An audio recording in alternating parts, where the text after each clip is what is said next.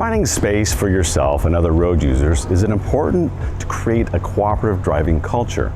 On a two-lane road, avoid passing a cyclist and an oncoming vehicle at the same time, especially if the road is narrow. Adjust speed behind the cyclist to avoid passing them until the oncoming vehicle passes you. Then accelerate slightly while moving over and around the cyclist once you have space on your left. When approaching a slow-moving vehicle, such as a farm vehicle, you may need to pass that vehicle to help the flow of traffic keep moving.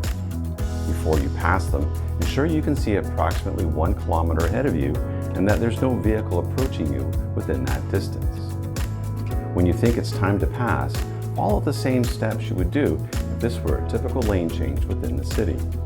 This includes the rearview mirror, signal, side mirror, and blind spot before pulling out. As you begin to pull out into the oncoming lane, accelerate so you can pass the slow-moving vehicle quickly and safely. You want to avoid being in the oncoming lane longer than required to pass them, which is why it's recommended to begin to accelerate as you begin the lane change.